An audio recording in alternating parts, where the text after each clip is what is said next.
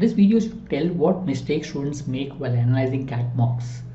So mocks writing is important, but what is more important than writing mocks is analyzing the mocks. Unless you analyze a mock, find out what the mistakes you did in the mock, there will be no learning and there will be no improvement in the scores. I've been training students for more than 23 years, training students for different exam, CAT, GMAT, etc. We do have courses for CAT, currently CAT 25 as well. So one, not spending enough time on analysis. People, look at the scores percentile, they're happy with the scores percentile or not happy, and they don't bother to analyze. If they don't score high, they're demotivated, they don't want to analyze.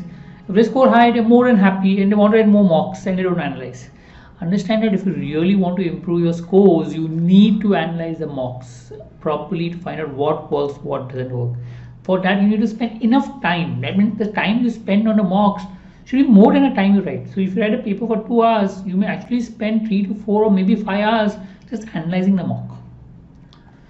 Second, not analyzing strategy time management. People focus on questions. Okay, what question went wrong, what question went right. But one of the main reasons you should write a mock is to figure out a good strategy for you.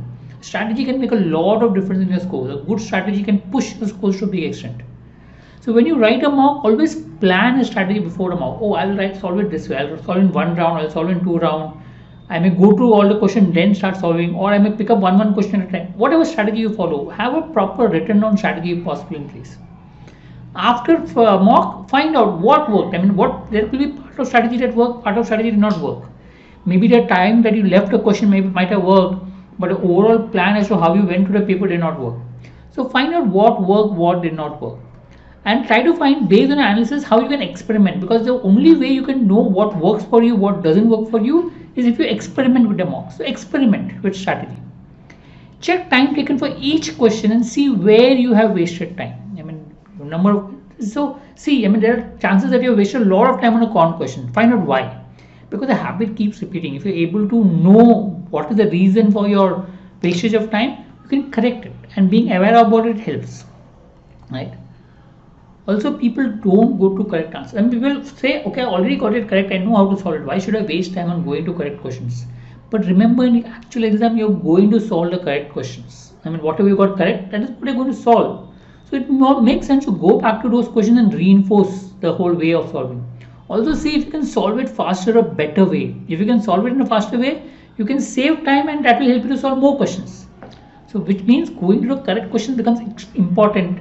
Go to it. A lot of people ignore this and just focus on the wrong question or unattended questions. But go to the correct question and solve. Most important, make a written down analysis of your mock, a 2 to 4 page which you can go through afterwards. Say you want to refresh this mock closer to the exam, what you need to do. So advisable to create a 2 to 4 page write up. I made a separate video on this anyway. Note down your mistakes. Every mistake that you have done in your mock, note it down and find out what is the cause for that mistake. Write down a strategy followed. What is the strategy that you followed? From that, what worked and what did not. Okay. Identify areas that you can improve in terms of time management. So we look at time management, see, okay, these are the areas which worked, which did not work. Write it down. All this should be written down. Okay. Note down good questions. There are some questions which are in the mock you would want to go to it later, just to refresh some good method or some good questions. Note down so that you can revisit it later. Okay, write down a general, maybe a few small paragraph about your learnings from the mock. What have you learned? Based on time management, maybe based on how you approach the mock, based on the stress levels, the way you approach everything. And what you need to focus on before the next mock. So your learnings from this mock and what you need to focus on before next mock. Maybe you feel that these are the areas I need to study more. Let me study more on those topics before I write the next mock. So know what is areas to improve. So the idea of writing the analysis is one. So when you refer to the mock or this analysis closer to the examination, you know what worked, what did not work. That keeps in back of your mind. It will help you in your mock and the actual exam as well. Also, to know what to prepare in the next stage. Right? I hope this helps. We'll come up with more videos that will help you with regards to CAT preparation. If you're writing the CAT, do subscribe to our channel. Thank you.